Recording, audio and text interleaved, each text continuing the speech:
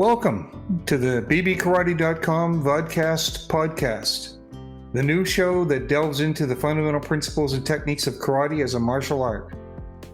Black belt karate is more than just a physical activity. It's a way of life that promotes self-improvement and personal growth.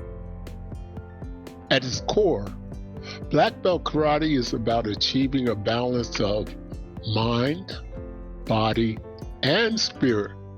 It is a holistic approach to martial arts that emphasizes not only the physical aspects of training, but also the mental and emotional ones. Through constant practice and discipline, black belt karate practitioners aim to develop their character, improve their self-confidence, and cultivate a sense of inner peace.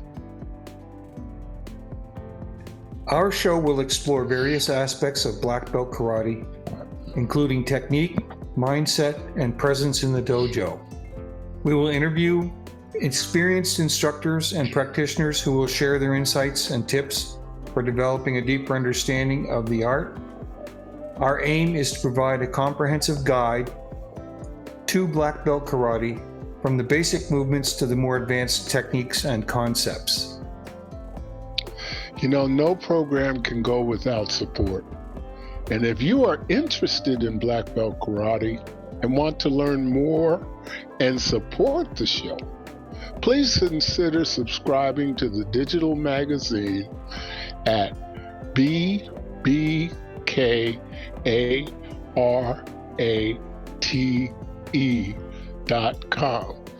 That's bbkarate.com.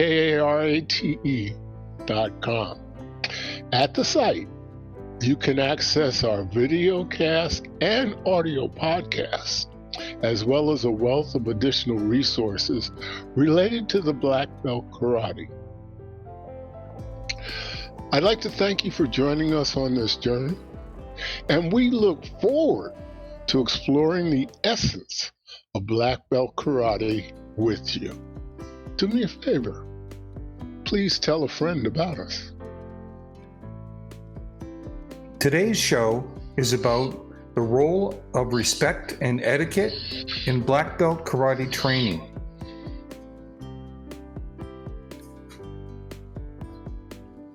So we're going to look at the significance of respect and etiquette and the journey to becoming a black belt in karate.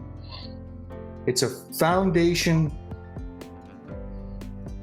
element for being involved in any martial arts, really, but in particular karate. You know, karate is a very, very traditional way of doing things. Often people look at the martial artists, they look at their training, they'll go to a school and look at what they do, and they don't understand what they see, because there's much more to it than just the punches and kicks and jumps and yells they see on the TV screen, Sam. Yep, and the importance of these values of respect and etiquette have a huge impact on a person's personal growth and their ability to successfully navigate dojo life. You know, Sam, you mentioned dojo life, and we know that by definition, dojo is a place to train, it's a hall, it's a meeting place. But moreover, as you get into the real basics of karate, the dojo is like a home.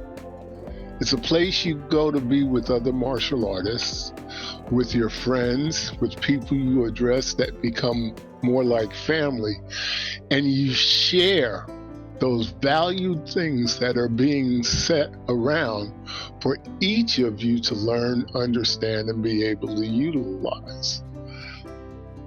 Under those conditions, Sam, you have to have a solid foundation built on respect, and etiquette? So that's a good place to start. Like respect and etiquette, they're a honored tradition in karate, and we probably should give a little definition for respect. To me, it's the giving of recognition to others around you, as well as to the school itself, the hall, wherever you happen to be training. And that's something that comes with time. The etiquette is more of the specific expectations that are on you as a student of karate, to absorb the elements of the etiquette and to personalize them and bring them into play while you're in the dojo. Yes. I look to respect as being personal. You have to give respect to get respect. The person who walks into the dojo with that proverbial chip on their shoulder is not exhibiting any respect. They're trying to command attention, and that doesn't go very good. But once they understand that ego has no place in the dojo, and it's all a matter of working with your fellow karateka, not against them. It's not about your personal growth, but a unified growth. Then respect starts to come out and work. Now, the next thing is etiquette. Etiquette, to me, is the foundation for success. You have to have a format that allows you to accomplish what you need to do in a manner that is equitable for everyone, but you also need to have time-honored and true processes with which to make it happen. I mean, imagine, Sam, a military organization with no structure or leadership. No etiquette as to who's going to do what where. It's not going to go very far. But if you look at the dojo and what takes place in the dojo, the very first thing students learn coming from the outside to the inside is that there is a system of items they need to learn, a hierarchy they need to follow, and it's not there to demean or diminish anything they do. It's there to enhance everything they do. And maybe we should sprinkle some exactly what we're talking about, like examples. When you come into the dojo, as you mentioned, you show respect, but you do that by bowing at the dojo floor. And that has a profound meaning, and it represents your respect for the training location, the training hall, regardless of if it's a gymnasium or a meeting hall or what, a church basement. It really doesn't matter what it is. It still deserves the respect of a bow, and that's part of the etiquette, is doing those kind of homages to respect.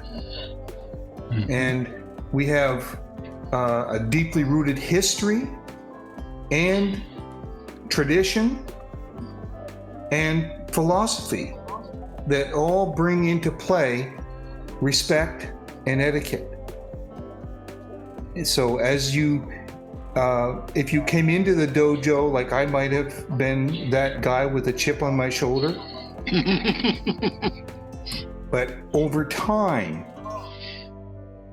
that chip goes away and you start to absorb the camaraderie of the training and the respect that is given and given back by all of the other students, hopefully, and the respect that the instructor gives to the students and to the class in general, as well as all of the other senior ranking students, senpai and whoever else. But those three elements, tradition, history, and philosophy, all demand a level of respect. Yes.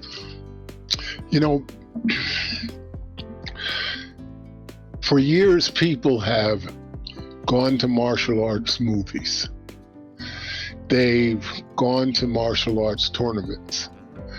They have visited martial arts dojos. They have had conversation with instructors and students. And somehow they missed the boat. And the boat they're missing is the one that says discipline.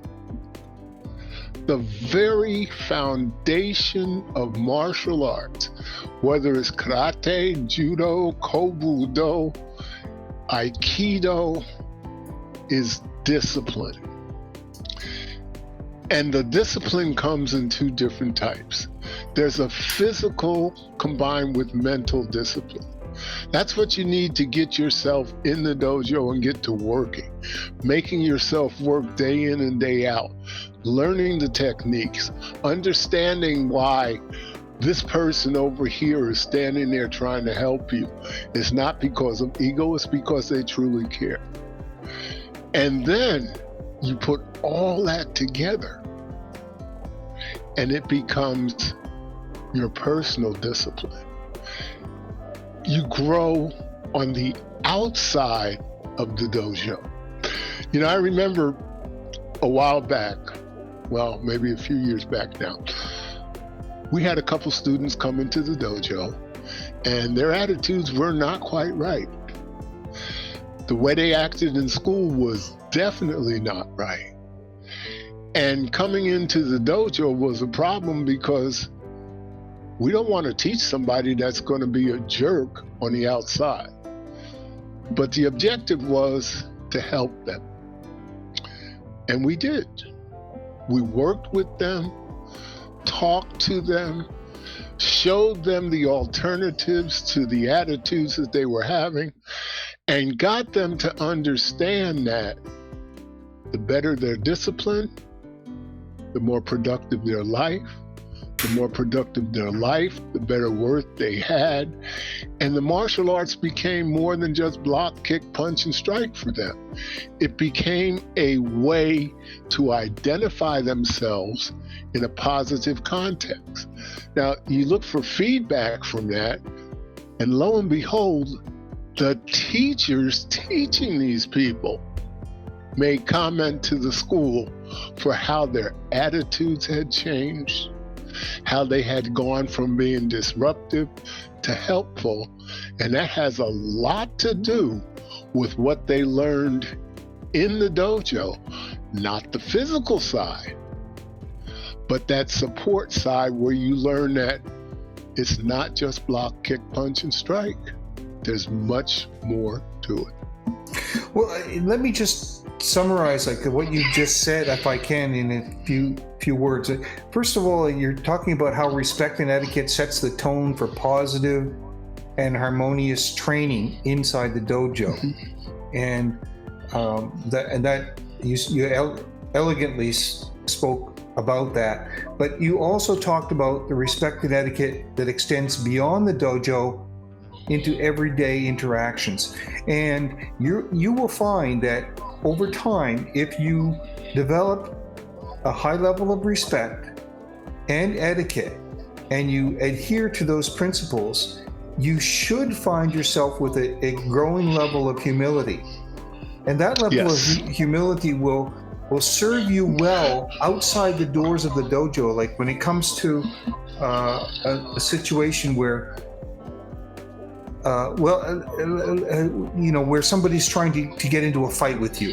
Let me use an example that happened to me. this fellow came up to me in a bar. I was playing pool with some friends, and for whatever reason, he said to me, he said, "You and me, let's go in the parking lot right now." And I said to him, "Let me buy you a beer." And it Good move. totally disarmed him. Like it with a slight change in attitude, you can really affect the outcome dramatically. So if you try to bring into play some of these principles of respect and dignity, you'll really find how that benefits your life outside the dojo. You know, I often have said karate is not a sport. Martial arts is not a sport. The true martial artist use this as a way of life, a means to add to the lifelong experience that they go through. Over the years, people have shunned away from martial arts training because they think it's a religion. It's not. It's a method to help you better understand who you are and to allow you to look at those parts of your character that may need some help and to improve upon them. Ego is man's worst enemy. And when you look at how the dojo operates, you pay respect coming into the dojo. You exercise respect for those people who are appointed to teach you. You exercise respect for those people that you are working with. That has a lot to say about stripping away the ego and putting you back in total control. Ego works on adrenaline. And adrenaline is not very good when you're trying to control a situation. Learning how to control your ego and your adrenaline is a big part of karate. And one of the things that happens is that as you go through the disciplinary moves and whatnot, you learn that I can control this. This doesn't have to flare up like I'm some idiot. I can settle down. Instead of hitting somebody like so many people think, I can talk to him. You made a valid point. Let me buy you a beer. What's it going to hurt? Nothing. Absolutely nothing. So there's much, much more, Sam, to being a martial artist, coming into a dojo and training than just going ich, ni, san, chi, go. So much more. Yeah, and you'll find that when you're working with a partner, most dojos you'll bow before and after working with a partner. And what you're, in a sense, saying to them is that I appreciate the opportunity to work with you, and if I inadvertently strike you, it's going to be an accident. I will try my best to do my best, and I hope you try your best to do your best, and if you strike me, I won't take it as an offense. It'll be an accident. So this level of respect sets the tone for the action that happens in terms of practicing. And when you're working with an opponent, you should be trying your best to penetrate their defense, but not to strike them. Sam, that's Sure, a go very ahead, Jim. interesting point you jumped into, and I'm sorry for stepping on you, but it makes me think about the one thing I hate more than anything in martial arts training, and that's students who punch to the block or kick to the block rather than attack the target. Because the outside interest is that your opponent in a fight is not going to be punching at the top of your head where your block lands. He's going to be punching at your face. And if you haven't been through the experience of taking the block and moving it across the intended target area, picking up the strike, you're in for a world of hurt. And so many people, you and I have seen it, dojo after dojo after dojo. Block is quick, but it's ineffective because the punch is not going to the right area. And that is a point of etiquette, respect, understanding that has to be drilled into students. Elsewise, you don't want to find the first time that you don't really know how to block to be getting hit. Well, that's a pet peeve of mine as well, and you know that, Jim. Yes. Punching to the block, to me, is an insult. It's an insult because basically what you're saying is you don't believe that I can actually block that technique. Mm-hmm. And you're not giving me the respect that I deserve in terms of letting me develop my block, and by practicing it with you. You're robbing me of that opportunity. So that's, I maybe insult's a little bit of a strong word, but it's a pet peeve of mine for sure. And we've talked about this many times, and we'll probably talk about it again. But that also brings up another aspect of respect. It's the respect that you have for the karate instructor in the dojo and senpai or other senior students. They're owed a level of dignity from you as a student because of what they've earned, because of the hours and hours that they've trained and developed their techniques, and more than anything, because they're willing to help you. Yes. It takes a special dedication to be a person willing to share your knowledge with another person. Let it be known, most martial artists are selfish. They go through training, they get that black belt, they're out the door, you don't see or hear from them anymore. But that group who are dedicated to further the art, to help other people, they deserve the respect that they are entitled to, because they are giving of themselves back to something they love. They're taking their time and placing an education that is valueless into a body that's going to build it and build it and build it with a watchful eye over them. We look at martial arts tradition, and a lot of things people, even long-term martial artists, did not understand. And what we have to do is be cognizant of the fact that martial arts didn't begin in the United States. Our philosophy has nothing to do with it. It didn't begin in Europe. European philosophy has nothing to do with it. It began in the far reaches where people were, one, not rich and famous, but definitely in need of assistance.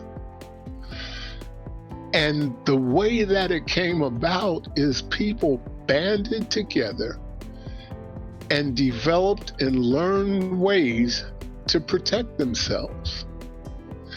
You look at history, and first groups of people we think about are the hunter-gatherers.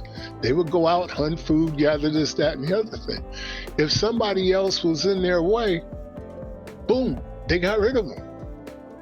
Well, you didn't want to be the person getting rid of all the time, so you learned to defend yourself.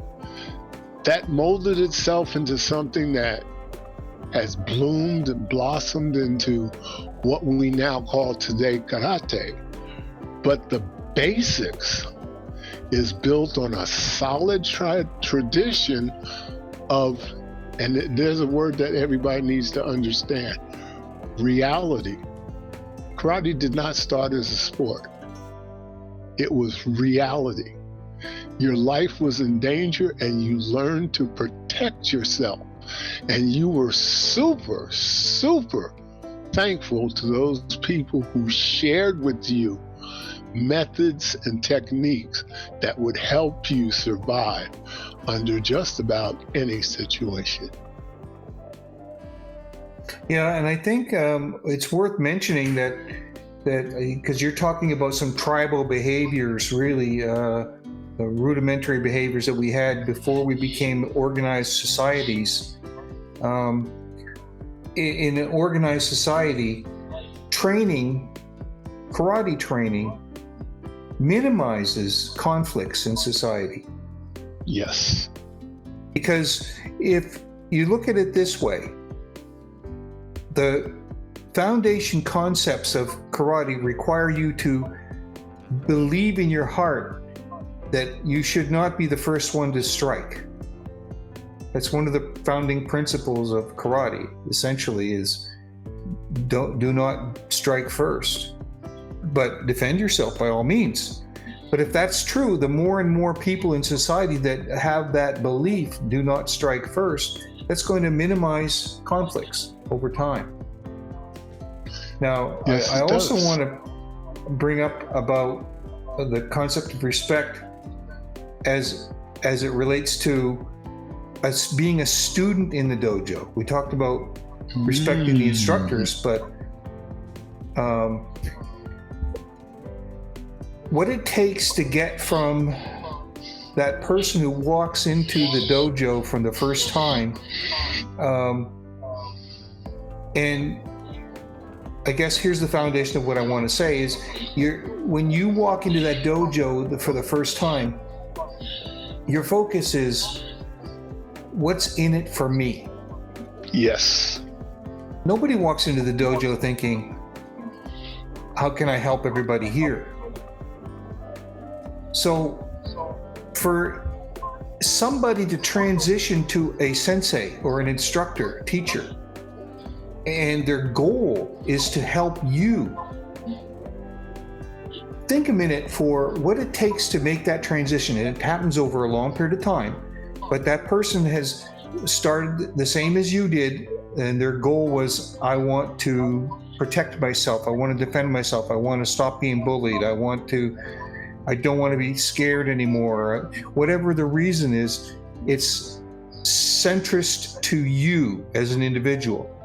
And as you gain the trust and respect of the members of the class, you will give trust and respect back to them, and you will gradually learn to recognize that part of your role is to help each other. And Yes. if you extend that concept of helping each other through respect to the sensei's role is to help teach everybody there what they need to learn. So Yes. if you want to look at that, it's a preservation of the art.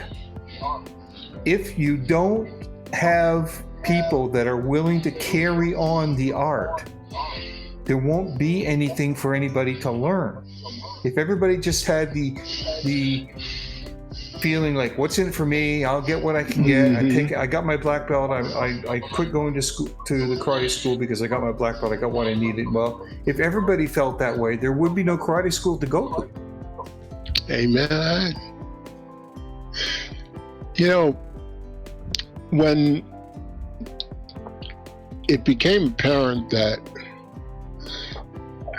the world was going to be a training ground for martial artists, and this came about following World War II and the Korean conflict, But when the martial arts was going to spread, very few people understood that it had been in the country for a while. It just was not visible. Dojos were there, but they did not talk about what they did. In order to understand, you had to know someone. And that was very good because the true discipline, the true humility, the true understanding, the true dedication was part of each and every dojo at the time. More and more the traditionalists, the people who were really true to the art, the people who understood humility is one of the cornerstones, the people who understood that the tradition that you have to go through is there for a reason. And as that started to surface, the face of karate changed. And it was a wonderful change because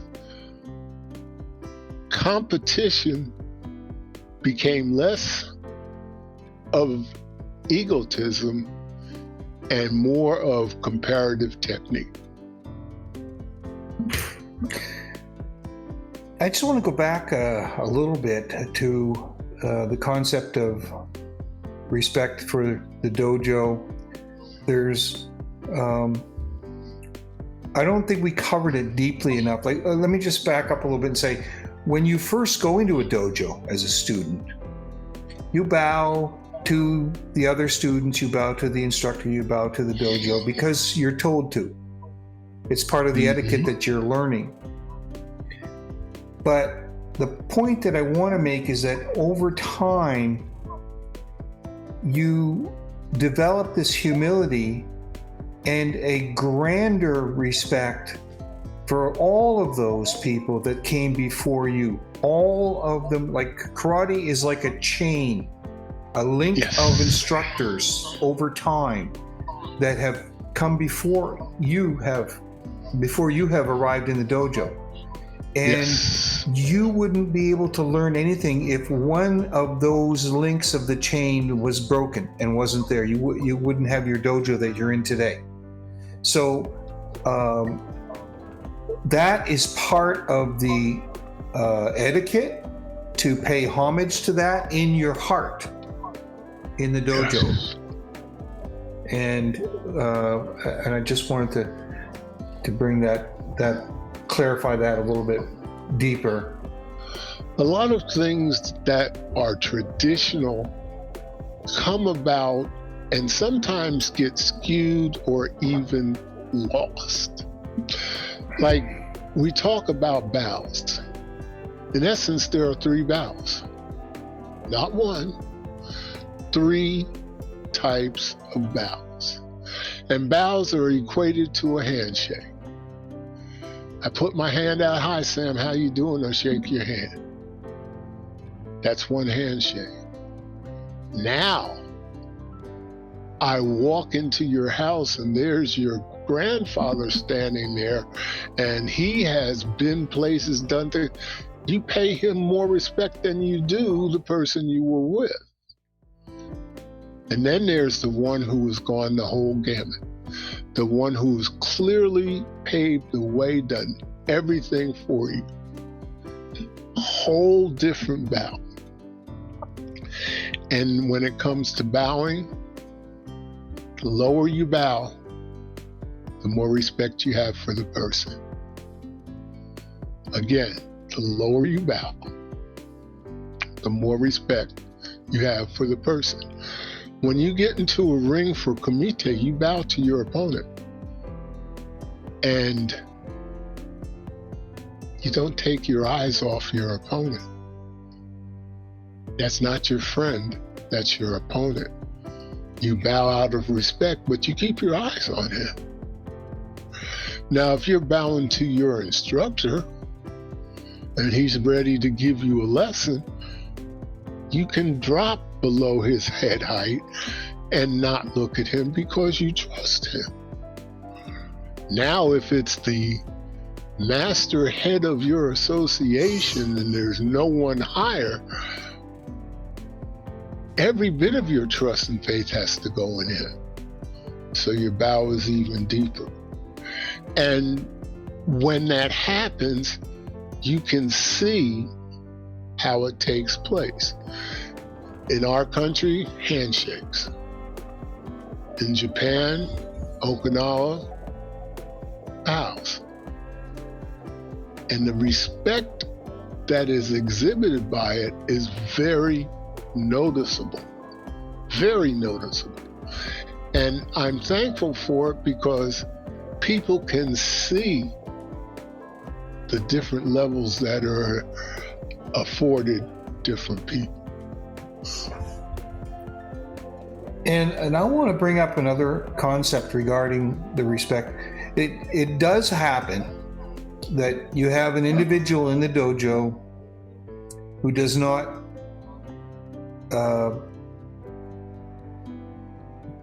display respect and etiquette the way that it's hoped that they do. You know, for instance, you might find yourself working with somebody who actually is trying to hurt you. It does happen. And, yes, it does. And the question is, how do you deal with that?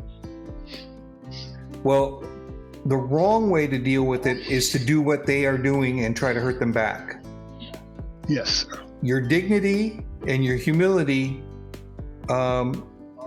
should work for you to do your blocks at your darndest best, because now you know this person's coming for you. And essentially, don't do anything different other than that, and still maintain your own level of dignity when this happens. Without a doubt, you know, I'm going to go beyond the dojo to a tournament. And competition in a tournament, at least for me, I didn't go to win, lose, draw. I went to have fun. And if I didn't have fun, it was a waste of my time. If I had fun, it was a good day. But in going to a thing like a tournament, you agree to be mutually respectful. Nobody goes to a tournament to get hurt. Now, accidents do happen. That's why you have EMTs and whatnot on duty. They got it at football games. They got them at basketball games. Accidents do happen. But when you get into a situation where someone is intentionally trying to hurt you, intentionally, you have a choice to make. And the choices that you have: continue being understanding this person and what he's about, protecting yourself more. You can bow out of the ring and say, no, I'm not going to do this. And there are times when you can just say, well, I'm better than you, so I'm going to hurt you before you hurt me. Well, hurting you before you hurt me is not right. It makes no sense. Understanding that this individual has a problem that has to be dealt with is something you can deal with. And it's time out, Mr. Official. I need to speak with you. Explain it to the official. Or in the case of a lot of the world matches and whatnot, competitors don't speak, their coaches do. You let your coach know. And then you let the officials take care of it. And if you feel so insecure that it's just not going to work, you bow out and leave. We're not there to get hurt. And that's something that so many people don't think about. Yeah, You should have a plan ahead of time for that scenario so that you know that you're going to just stop participating if that happens. If it's that bad, just simply say, no, I can't do this anymore. And nobody will think less of you for it. In fact, they'll probably gain respect from people for doing that. Yeah. I like using an instance that happened to me up in Maine at the Maine Dow Open several years ago. I was engaged in kumite with a gentleman, and my normal smiling self having a good time. And we were going at it, and then at one point, it became apparent that he was trying to hurt me. Not trying to strike me for a point, but he was trying to hurt me. And I looked across at him and I said, that's not nice. And the referee said begin, and I was bound and determined to show him that he did not want to try to hurt me. So I launched an attack on him and drove him completely out of the ring. He had no way to think, talk, breathe, walk. All he could do was try to block. After it was over, I got disqualified for over enthusiasm. And I accepted it, and it came from a friend of mine, Jim Hadley. Jim saw me as being overly aggressive. I wasn't. I was just determined. I mean, if I was overly aggressive, the guy would have had a bloody nose, a bloody mouth, a sore eye, or whatever. But that just goes to show I was wrong. My methodology was wrong. And did I learn from it? Yes, I did. And the one thing I've learned from it is I won't do that again.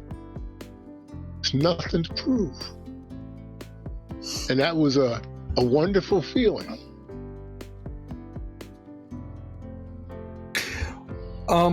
We have a segment in here on the show about the cultural and philosophical roots of respect and etiquette.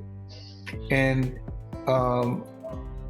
essentially, respect and etiquette are connected to the cultural heritage of karate.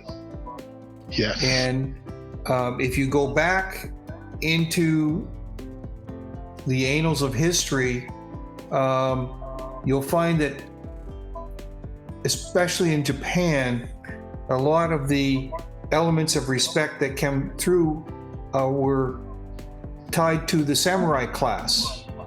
Yes. And Bushido. But at the same time also Zen and or Zen Buddhism, which was a religion, but like Zen is not a religion, but Zen Buddhism is. Those have had influences on the growth and development of the concept of respect and humility for practitioners. And again, I think it comes back to, especially with regards to the samurai, a way of minimizing the opportunities of conflict. If the respect was there and given upon the meeting of two samurais, it's far less likely that there would be a conflict as a result of that. You know, Sam, one of the features in the magazine is talking about the little things. The little things. And when it comes to the dojo, little things in the dojo mean a lot. Little things like keeping your fingernails trimmed.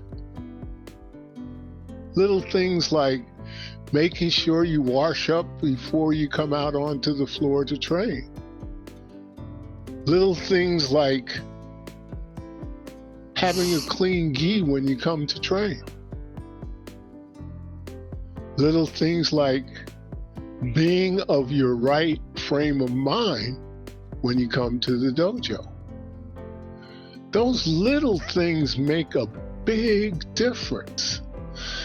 I can't count the times I've seen people go into the dojo and they're working with this person, that person, the other person, and the technique is grab and pull. And they grab, pull, and their nails are a little long, and now you got marks all over the person's arm. There's no need for that. Trim your nails. And when you think about things like that, what more respect is there than for you to be clean and work with another person who's clean, rather than the dojo having a gi, the member of the dojo having a gi on that's been worn all week and not been washed. And it's ridiculous. Well, and those elements that you're just describing, Jim, they are values, really. And those values should align with the broader principles of personal growth and self-awareness. So as time goes on, you become more, your focus opens up, I should say, to encompass more and more people around you and the environment around you as you train karate. It's just natural that your sense of awareness becomes larger and extends farther out from your center, your body. But that's true. So I want to talk about respect beyond the dojo.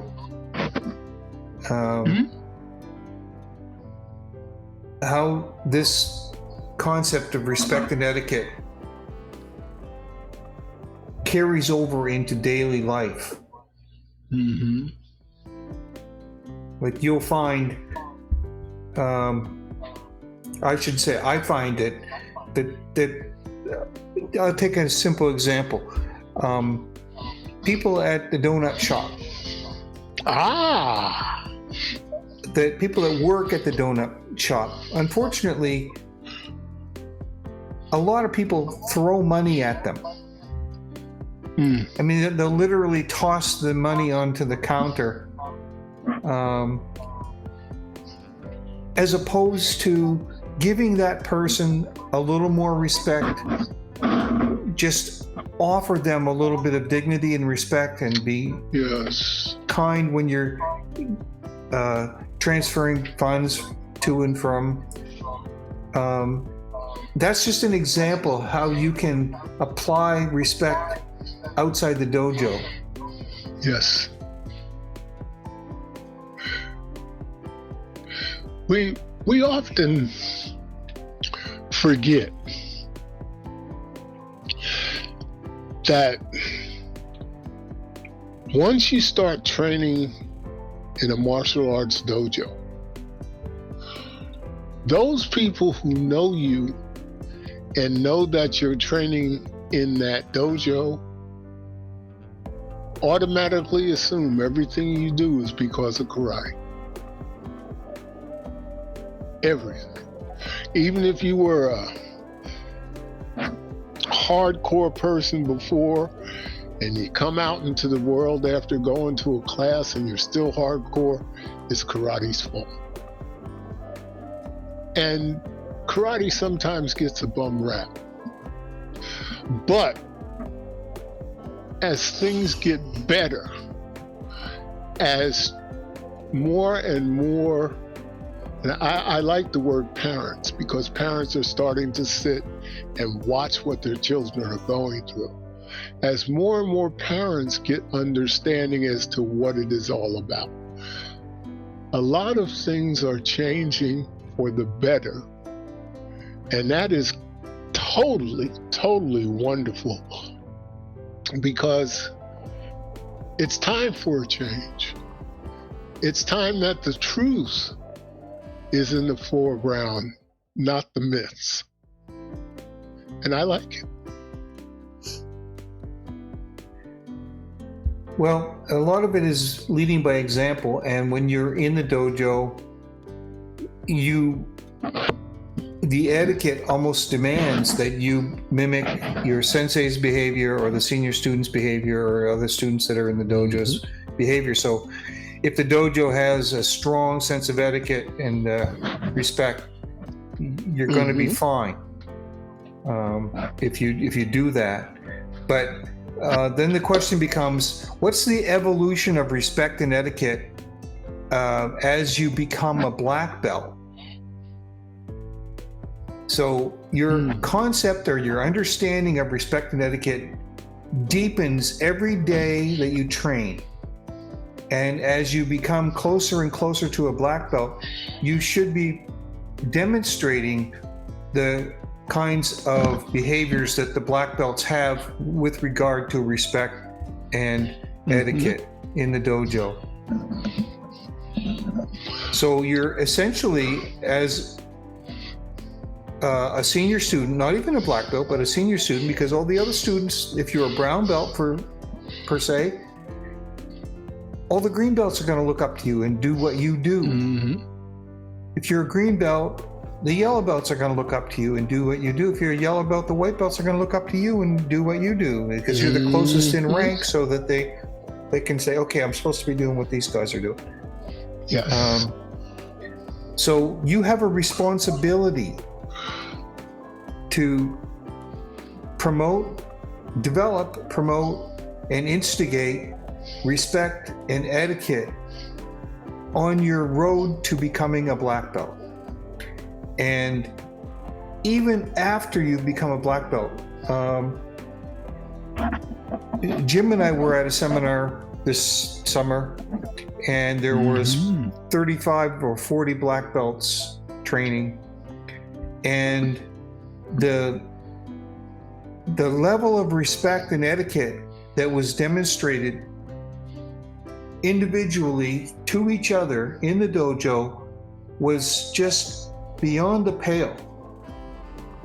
It was a true honor to be a part of a group of individuals that had so little egos and so much humility. And that comes from the application of the concepts that we're talking about today.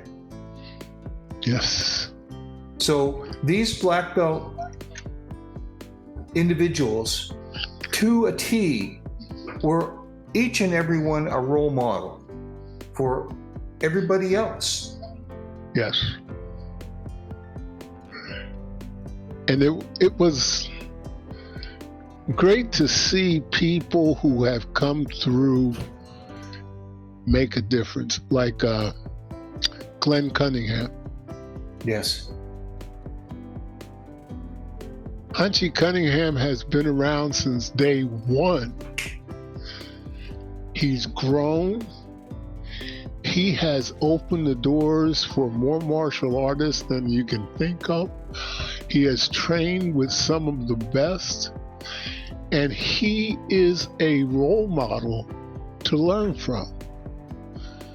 But first thing that you have to understand is he's human. He'll laugh with you, he'll joke with you, but when it comes time to training, it's training. And that's the way it should be. You should have a part of you that, okay, it's time to train, and you're training. And then there's a part of you that says, okay, it's time I can let my hair down and relax. So you let your hair down and relax. Nothing says you can't smile and laugh and joke in the dojo. I don't find it any place. And it does happen. So you have to balance who you are with what you do and how you do it, so that you're not a stick in the mud. You're not this egotistical idiot that's standing up demanding something that you don't deserve, but you're a human being that has the same ability to make mistakes any other human being does. Only difference is that as a martial artist, if I find a mistake, I want to correct it. Yeah, and just to add to what you were just saying, Jim, like you're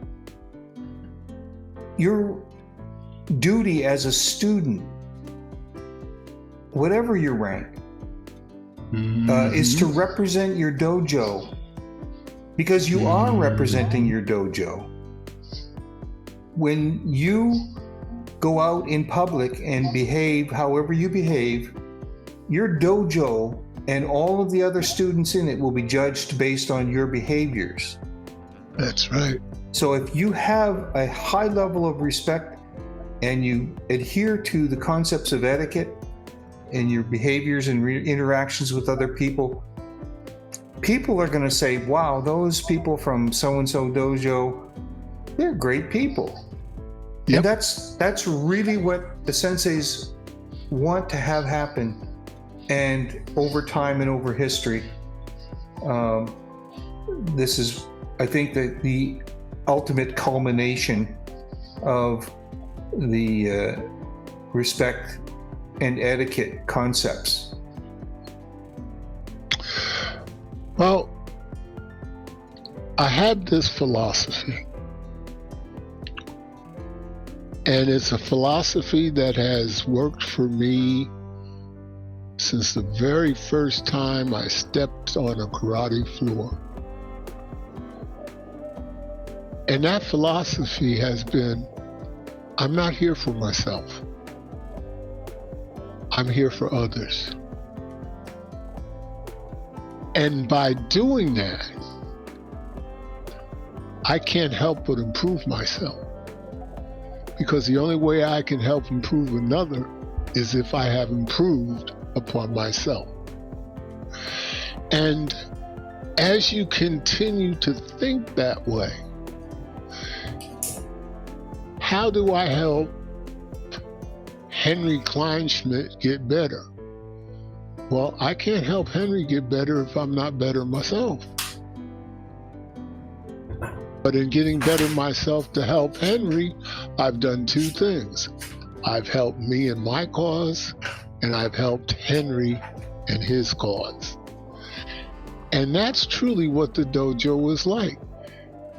If you're there as an individual for selfish reasons, you're in the wrong place. Well, I think that I just sorry to step on your Jim, but I would say that a lot of people probably start training for very selfish reasons, but over time, and because it takes time to adopt these precepts. Oh yes. So, if you stay in a dojo for very selfish reasons, then I totally agree with you. Yes. And I have to talk to it as the head of the dojo, as the wherewithal, I got all the responsibility of a dojo. The main thing that we have to do is make sure anyone who is assisting us with instructing new students, medium students, or old students is doing it the correct way in accordance with how our style works. Well, I guess we're coming to, we're actually over our time limit, Jim. I can't be over my time limit. Summarize the couple of takeaways from the discussion. I don't think we can emphasize the importance of respect and etiquette and their impact on your development of your character. And that's something that takes time. We've already, sort of mentioned that it's a long road to a black belt, and every day that you show up at the dojo, you're moving farther down that road in terms of etiquette and respect. And these concepts will contribute to your experience as a holistic martial arts experience. And what I mean by that is that it's going to congeal, and you're going to come away from that dojo as you move farther down the road towards black belt, you're going to come away from that dojo feeling better about yourself almost every time that you go to the dojo. Yes. Okay, so I want to thank everyone for tuning in. We hope you enjoyed today's show. Please invite one friend to watch or listen to our show.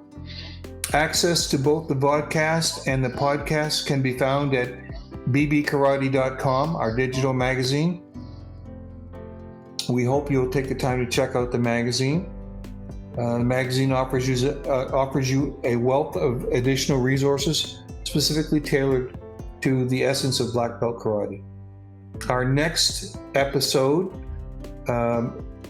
should be exploring the evolution and popularity of Shotokan karate. Did you say Shotokan? Shotokan karate. I can't wait to do that. That's the very first style I trained in. Oh, by the way, right. Our magazine feature of the month is Shotokan karate this month. So if you're a Shotokan practitioner, head over to the magazine and you'll see lots of resources from around the world. And oh yes, Shotokan. So for all of you out there who are listening real quick, go find out what Shotokan means. You know, I want to thank all of you for watching or listening to our show. We need supporters to continue to bring these high quality shows to you. So please, please, please support us with a contribution at the magazine site. If you would like to support us in our endeavors, including our broadcast, podcast, and the digital magazine, you can sign up for a small contribution of as little as, now wait a minute, 17 cents a day. Now I'm going to back up. 17 cents a day Canadian. Now, the magazine again that coordinates is bbkkarate.com. We trust that you have enjoyed this show and that you will want to participate in future shows. If you have a topic that you would like us to spotlight, or if you just want to touch base with us, please contact us on the magazine site at BB Karate. I got too many black belts in there. At bbkarate.com. And again, I thank you for tuning in, and a personal good night to all from me.